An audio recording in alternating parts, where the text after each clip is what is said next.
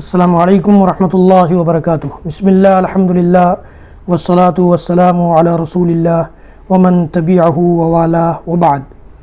محترم ناظرین و سامعین، اسلامی بھائیوں، دوستوں، عزیزوں، ماؤں اور بہنوں، پیارے بچوں اور بچیوں، بچوں کا سبق سیریز کا یہ ویڈیو ہے، اس لیے بچوں سے میں مخاطب ہوں، بچوں سے خطاب کر رہا ہوں، بچوں کو سمجھا رہا ہوں، اپنے بچوں کو سبق پڑھا رہا ہوں۔ آج جس ٹاپک پر بچوں میں آپ کو پڑھاؤں گا وہ ہے احکام۔ احکام حکم کی جمع ہے، حکم سنگولر ہے اس کا اور احکام اسی کا پلورل ہے۔ حکم واحد ہے اور احکام جمع ہے۔ تو احکام کہتے کس کو ہیں؟ احکام اصل میں حکم کی جمع، اور حکم کہتے ہیں کس کو؟ اللہ تعالیٰ نے جس چیز کو کرنے کا حکم دیا ہے اور کسی کام کو کرنے سے منع کیا ہے، یہ سب حکم ہے۔ یہ سب کیا ہے؟ حکم ہے۔ نماز پڑھنا، روزہ رکھنا، اللہ کے گھر کا طواف کرنا، اللہ کے لیے حج کرنا، زکوٰۃ دینا، صدقات و خیرات کرنا، سب کا اللہ نے حکم دیا ہے۔ یہ سب حکم ہے اور یہ سب مل کر کے احکام ہو جاتے ہیں، جمع ہو جاتا ہے۔ اور اسی طرح سے اللہ تعالیٰ نے جن چیزوں سے روکا ہے وہ سب کیا ہے؟ احکام ہے۔ شریعت میں، اسلام میں، دین میں، جس دین کو ہم لوگ مانتے ہیں، جس اسلام کو ہم لوگ مانتے ہیں، اس اسلام کے ہر حکم کو، چاہے وہ کرنے والا حکم ہو چاہے نہ کرنے والا حکم ہو، اس کو حکم کہا جاتا ہے، اسی کی جمع احکام ہے۔ سب مل کر کے احکام ہو جاتے ہیں۔ احکام کی کئی قسمیں ہوتی ہیں بچوں، احکام کی کئی قسمیں ہوتی ہیں۔ وہ فرض بھی ہو سکتا ہے، حرام بھی ہو سکتا ہے، مستحب بھی ہو سکتا ہے، واجب بھی ہو سکتا ہے، یا اس طرح سے جائز بھی ہو سکتا ہے۔ فرض کو ہم لوگ جانتے ہیں، فرض کس کو کہتے ہیں؟ فرض وہ کام ہے جسے کرنا بالکل ضروری ہو، بالکل ضروری ہو، اس کو چھوڑ نہیں سکتے ہیں۔ جیسے اللہ تعالیٰ نے نماز کا حکم دیا، نماز قائم کرو اور زکوٰۃ ادا کرو، نماز بھی فرض اور زکوٰۃ بھی فرض۔ روزہ کا حکم دیا ہے، روزہ بھی فرض۔ حج کا حکم دیا ہے، جس کے پاس پیسہ ہے اور صحت ہے، تندرست ہے وہ، تو اس کے لیے حج بھی فرض۔ اس طرح سے یہ اس قسم کی چیزیں کیا ہے؟ فرض ہے۔ اللہ تعالیٰ نے جس کا کرنا ہر مسلمان کے لیے ضروری قرار دیا ہو، ضروری بتایا ہو، تو وہ فرض ہے۔ فرض کی اب دو قسمیں ہوتی ہیں، ایک فرض عین ہوتا ہے اور دوسرے فرض کفایہ ہوتا ہے۔ فرض عین کا مطلب ہے کہ ہر آدمی کو جو بڑا ہو جائے، بچے اگر چھوٹے ہیں تو کوئی حرج نہیں ہے، لیکن اللہ کے رسول صلی اللہ علیہ وسلم نے نماز کے بارے میں خاص طور سے ہمارے پیارے نبی محمد صلی اللہ علیہ وسلم نے کہا ہے کہ بچے 7 سال کے ہو جائیں تو ان کو نماز کا حکم دو، اور 10 سال کے ہو جائیں تو نماز نہ پڑھنے پر مارو بھی۔ تو بچوں کے لیے نماز بچپن ہی سے 7 ہی سال کی عمر سے ضروری ہے۔ لیکن اور سارے احکام جو ہیں، زکوٰۃ ہے، ہمارے پاس مال ہوگا جب ہم کمانے لگیں گے، بچے ہمارے کمانے لگیں گے تب ان پر زکوٰۃ فرض ہوگی۔ روزہ جب وہ 12-14 سال کے ہو جائیں گے تب ان پر روزہ فرض ہوگا۔ حج اسی طرح سے جب وہ تندرست ہو جائیں گے، پیسہ ان کے پاس ہو جائے گا بہت سارا، تب وہ حج کے لیے ان پر حج فرض ہوگا۔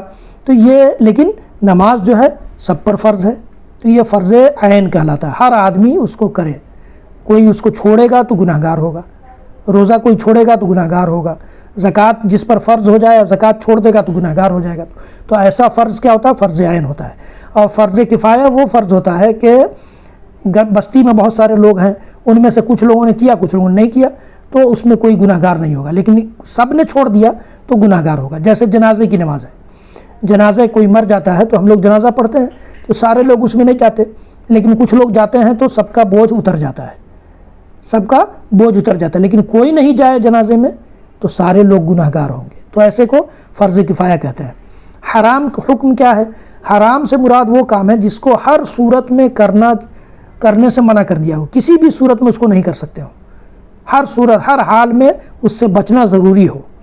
اللہ تعالیٰ نے کیا کہا کہ تیرے رب نے یہ فیصلہ کر دیا ہے کہ تم عبادت نہ کرو سوائے اس کے، یعنی صرف اللہ کی عبادت کرو، اور والدین سے اچھا سلوک کرو۔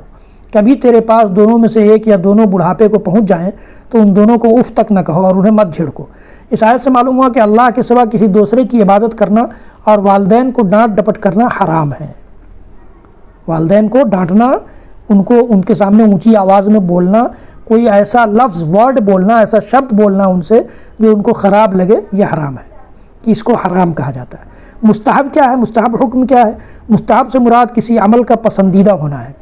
ایسا کام جس کا کرنا لازم نہیں ہے، ضروری نہیں ہے، فرض نہیں ہے، البتہ اس کے کرنے سے بہت سے فائدے حاصل ہوتے ہیں، اور اسے کرنے پر شریعت کی طرف سے اللہ تعالیٰ نے اجر کا وعدہ کیا ہے.